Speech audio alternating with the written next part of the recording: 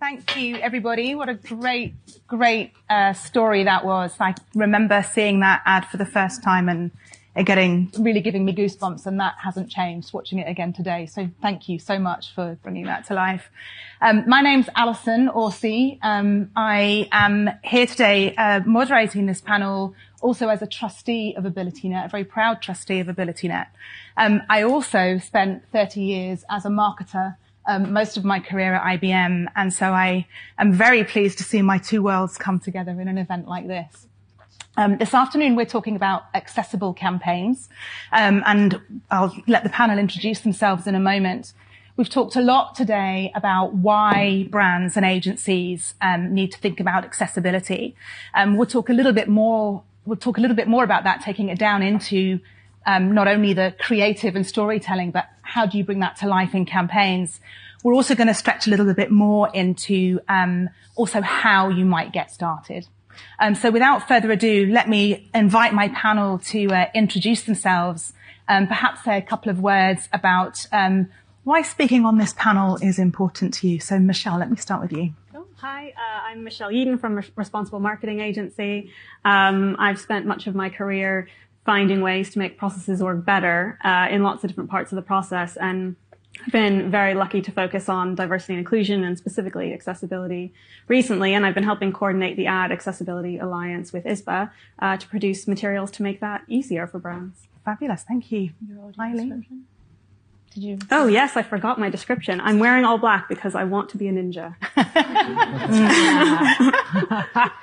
Hi, everyone. My name is Eileen Hanna. I am best described right now as the flamenco emoji.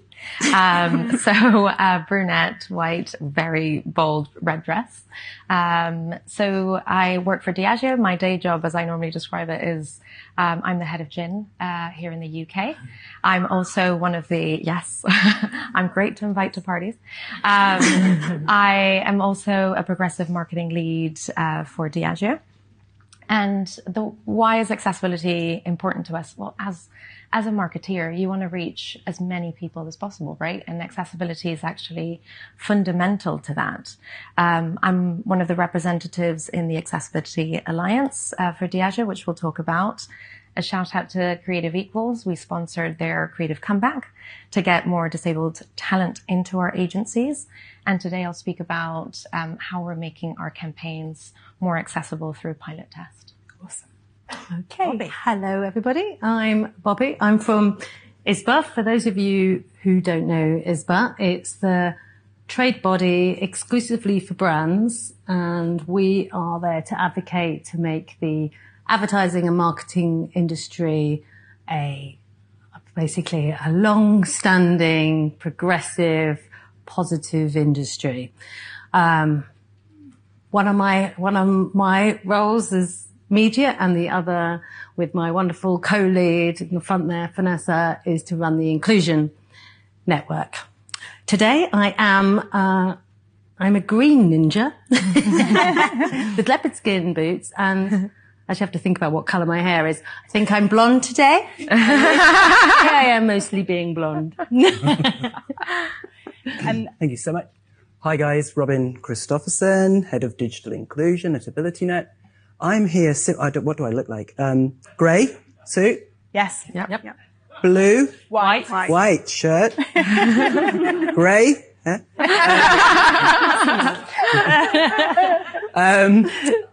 Why am I here? Well, I'm here, I think, to have the kind of, the simple fact that I, as a consumer of ads that aren't always inclusive, I can't see at all, have some perspectives, some things to say on inclusive ads or otherwise, exclusive ads, and how, advertising dollars or pounds could be better targeted at a more diverse audience. Brilliant, thank you. And I guess I should complete the emoji description. I am mostly channeling the giraffe emoji today. I have blonde hair and I'm wearing a dress that is very giraffe print. Okay, so thank you for your introductions. Bobi, maybe I can come to you first as we kick off this panel. And you mentioned the Advertising Alliance. Mm-hmm. Perhaps you could tell us a little bit more about where the Alliance came from and some of your own experience in addressing accessibility? Sure. Well, it's been quite a journey, which has landed up with us here talking here today.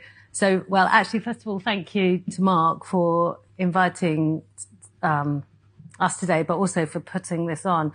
The whole world's colliding thing is absolutely brilliant, and I have had the most amazing conversations with people today. So where this came about is, as I said, we run one of our working groups is an inclusion network full of quite a broad set of people in different roles. And every year we do planning sessions to try and get to the root of what our brand's biggest challenges. We tend to always talk about people's problems, but what are the big challenges that collectively we can work on together? And it was Marks and Spencer's who actually said, and it was 2 years ago, 2 years ago, they said, we're actually trying to make, they'd created an accessible range of kids' clothing. We're trying to make our ads accessible, but it's really difficult. And they asked the room, has anybody else had this problem? Silence. And it was a really, full room of brands. It was a really interesting observation that started a good progressive conversation of that it wasn't because it was too difficult. It wasn't because it was too expensive. Number of reasons. It was because none of these brands had actually ever thought about it. And it was the sort of this light bulb moment at that time of, this is a bunch of very progressive brands in the room who all have to say it was a very, very wonderful moment for Vanessa and I last year when we asked that question of the same group this time last year. So who are now subtitling their ads? Who is thinking about audio description? And, we're really seeing change. So at that point, accessibility became one of our priorities. To be honest, I genuinely thought this was going to be one of the very few things in my current job that I could actually say that we were going to actually achieve quite simply on the subtitling bit. Like, how difficult can it be for a brand to pay £200 to put subtitles in their ads? Why or not? And I genuinely thought as soon as we started getting this message out, it would be, just people would start doing it. Knowing at that time that audio description would be a little bit more, take a longer time to learn and educate. Anyway, 2 years on, we still have a long way to go. We have a fantastic UK broadcast task force. We have a global alliance. We have a digital task force, all run by the wonderful responsible marketing agency who are just doing an amazing job with the ambition of creating a full suite of tools, which I'll let Vanessa talk to you about. But the simple fact is, and why this is just the start, is only 25% of ads are currently subtitled, which is a very, very small number. So we have a long way to go. Thank you. Long way to go. Somebody who's already on that journey, Eileen, maybe I'll come to you next. I would love to hear your point of view on why Diageo is so interested in accessibility. And we heard a lot about the economics of this earlier as well. So perhaps you could talk a little bit about, I'll borrow Ali's phrase from earlier, the return on inclusion, or perhaps some of the business benefits that you're experiencing on this journey as well. Brilliant. So Diageo, I would say, is not only interested in accessibility, we're more broadly interested in representation. It lies in our purpose, which I think it really helps us get things out there. So it's all about celebrating life every day, everywhere. And I would add for everyone. So we actually create products that we hope are celebrated and enjoyed by people of legal drinking age, I might add. But, if you are in that age group, this is why we create them. And we want to be able to really connect with them through our comms. So you've heard so many stories today about representation and why it matters. And we've coined it our progressive marketing strategy, which is our marketing, full stop. It isn't sort of a side project. We look at our content. We look at the suppliers we work with. We look at our media. And we look at our innovation and our design and start thinking about, how can we reach as many people as possible, make them feel represented, make them feel seen. And when it came to accessibility, well, we all know in this room, 1 in 2 of people from the disabled community don't feel that advertising is reaching them. And if we want to reach as many people as possible, that's where we said, okay, we need to start learning from the best. We joined the Accessibility Alliance to learn from our partners, and everyone has very big ambitions there. And they said, you just need to go and do it. It's low-hanging fruit, to Bobi's point before. I was the most junior person in that room, and I said, I lifted up my hand and I said, but what is the guideline? What is best practice? Do we have a playbook? There was nothing there. So there was just a brilliant case studies, may I add, that you can learn from. But what we decided to do is, why don't we do a pilot test? And we used 2 markets, 7 key brand campaigns last Christmas. The brands didn't really know what they were getting into, but they were very passionate about it. And we said, okay, our ambition is closed captioning, alt text, audio description, go. What are we going to learn from this? And we learned loads. So, and that's really been foundational to continue our journey. So we learned that cost, it's very cheap. And this was one of the biggest things that we thought was going to be a blocker. Secondly, if your content is truly adaptable, which a lot of companies do have adaptable content, it's easy to apply. And thirdly, it's a brand building tool. Challenges that we saw were not all media platforms are made equal. So you can make really accessible content. It's not being deployed accessibly, which we're working with our media platforms with. Secondly, process. We need to learn about those processes to make it easy and streamlined. And then, actually, thirdly, we need to upskill a lot of people. We're not kidding ourselves. This is a new way of working, and we want to be able to do most of it. And putting it in your media brief in the beginning is going to be key. So going on to the return on inclusion, what are the benefits? We normally say that actually inclusivity supercharges creativity, and it does lead to those business results. From Kantar, we see that all of our content is beating industry benchmarks of progressive. And I always use the great example of Bailey's Delicious Descriptors, which I don't know if you've seen that case study. But basically Bailey's, which creates content that's lick the screen delicious, we say, for people from the blind community and slightly partially sighted. They weren't unable to see that, lick the screen delicious content. So we partnered with RNIB, Meta, some amazing influencers to really create what is that image description and alt text that's going to be able to bring this to life for that community. And the results were truly outstanding. 15 million people viewed the campaign, not only people that are from the blind community. It translates beyond. Secondly, the view-through rates of this content, 25% viewed the full thing, which is above industry benchmarks. And thirdly, the brand lift study did show that the affinity scores were off the roof.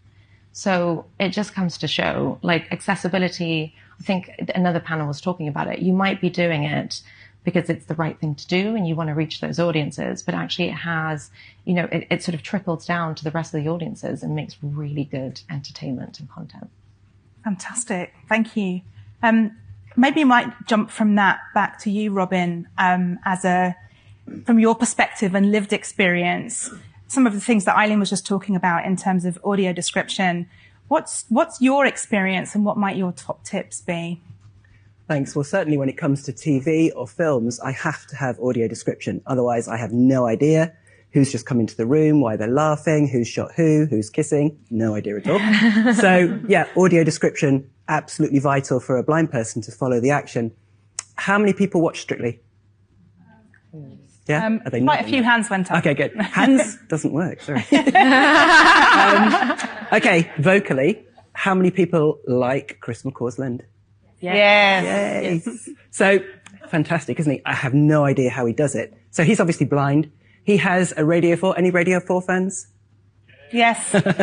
He has a Radio 4 series. I'm sure it's going to be coming back for another series soon, called You Heard It Here First.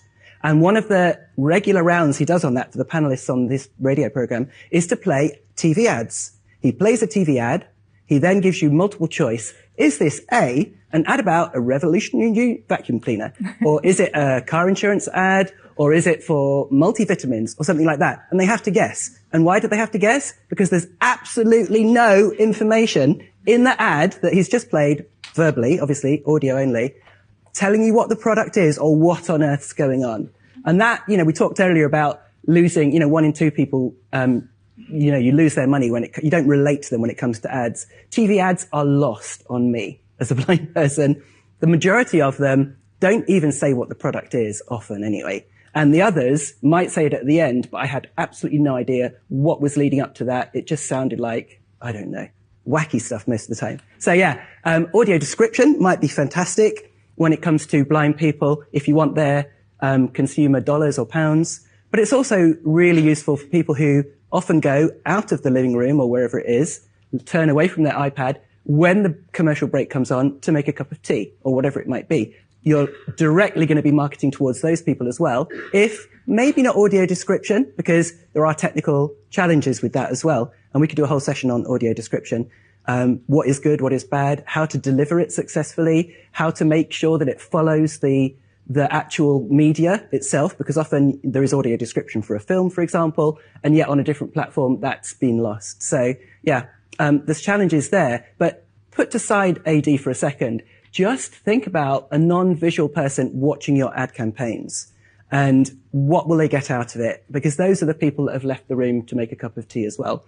And, we talked about the purple pound earlier, 280 odd billion pounds in the UK. That's the disposable income of disabled people and their families. That's money to spend over and above the bills and all that sort of thing. So there is definite money there. 25% of the UK population are disabled. And, making your campaigns more inclusive will not only mean that hopefully those people will see themselves in your ad campaigns, and we're going to be talking about diversity, I'm sure, more, as we have already been, but making sure that content is going to work for them. So, basic stuff like flashing, obviously that's a no-go for people with photosensitive epilepsy, for example. Ads are often really manic, really cluttered, fast-moving. All of that's really challenging for people with a cognitive impairment. Keeping things plain and straightforward while still being creative, etc.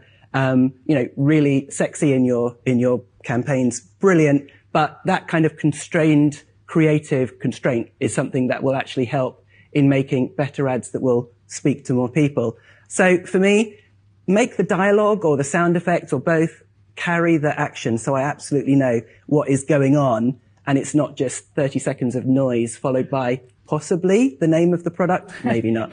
So yeah, that kind of straightforward stuff would be really, really helpful. So yeah, make sure that your ad won't be on the next round of You Heard It Here First, where they have absolutely no idea what it's advertising. So yeah, just get diversity involved in front of the camera, behind the camera. We heard about alternative text. If you have still images in social media campaigns, please put an alternative text description. Otherwise, I won't know what's going on. Simple, straightforward things, as we've heard today, and undoubtedly we'll hear more. But think about a diverse audience, and please don't just make it 30 seconds of noise. Thank you.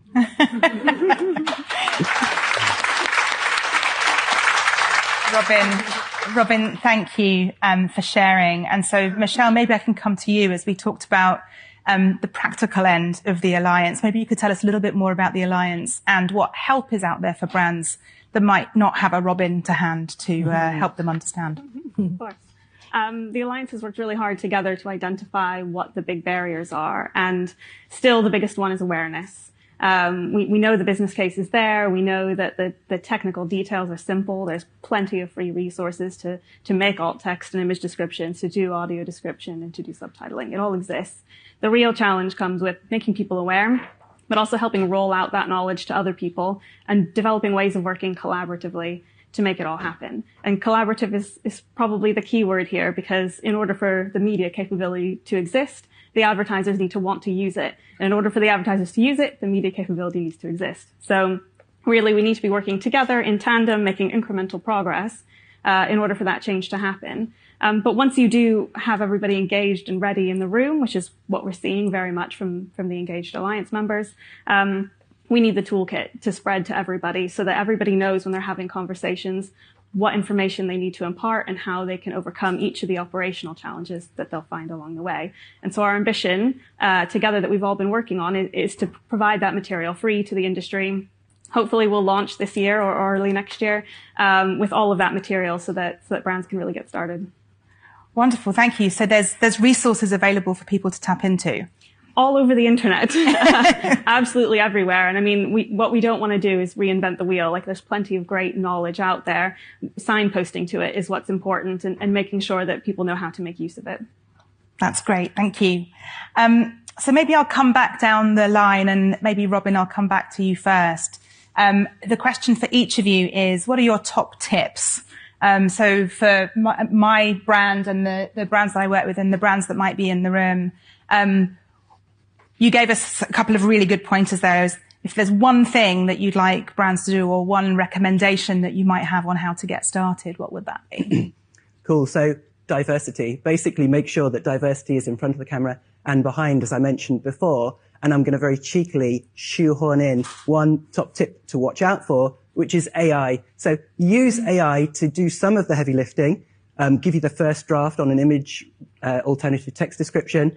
If you've been to the stands outside, go to the Be My Eyes stand.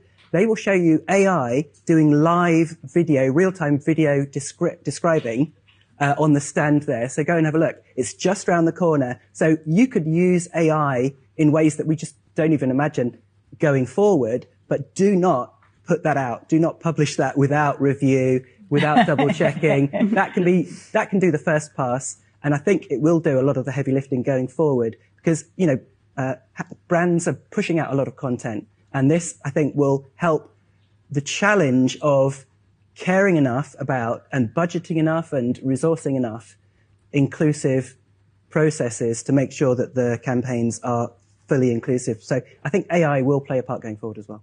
Thank you. Bobi? Two things. So there's lots of brands in this room, and I know but lots of you probably, I think, or lots of people I've spoken to either work in the D&I space specifically, not necessarily connected to your marketing and media team. So my ask to all of you brands in the room is to please connect with your marketing team. Ask the question, are they making their ads accessible? And if not, get in contact so that we can help. Because it is really, really surprising who isn't. I actually don't watch, and this is moving on to my second point. I don't watch a lot of, I was going to call it terrestrial TV. I don't know what it's called anymore. Live TV. So I was watching ISBA last night, the great drama about the serial killer. And in the 4 ad breaks, there were 3 accessible ads. When I say accessible, actually, apologies, they just had subtitles, so they weren't fully accessible. They just had subtitles, and 2 of which were Christmas. 2 of which were Christmas ads. But the positive there, so even though it was a small number, it was on ITVX. A few months ago, none of the TV catch-up players beyond linear could take any accessible ads at all. So we are seeing that all the broadcasters have been in the UK task force. What's happening is, and again, this is the message to brands, this is your second action, the more brands are actually asking the streaming platforms, the broadcasters, basically across the media owners, to allow this. The only thing that makes change happen is money. So it needs to come from brands. We can sit here and advocate all day long, but when brands specifically ask, change happens. So that's my ask. Thank you. Eileen. I've got many that you can go and type me. They were joking about this before, but I'll just lead with two. Number one, do not wait for it to be perfect. You will never start. Like, it's progress over perfection. I think that's one of the most important points. And, you know, as many people have said, there's money left on the table if you don't want to do it, or you don't feel that you're getting it absolutely correct. So just start. And the other one is, and Robin was talking about it before, like, you can't do this alone. Like, seek help of experts. We at Diageo have been working with a number of organizations and influencers that has taught us loads and keep on teaching us. Because at the end of the day, there's bias in every organization, agency. If you don't have the right people in the room, the campaign will not be for them. So those are mine too. Thank you. Michelle. Those were absolutely brilliant. I don't really have anything to add to that other than to keep going. I think as people who care about this cause and have been working in it, it's very easy to get burnt out and to get frustrated by the lack of progress, but we're seeing a lot of it, and we're seeing a lot more pace with that progress the more we work together. So keep working together and keep going. Thank you. Thank you all. I think that was a commentary full of inspiration, invitation, and it's absolutely an invitation to just start, go try, go learn. Thank you guys very much.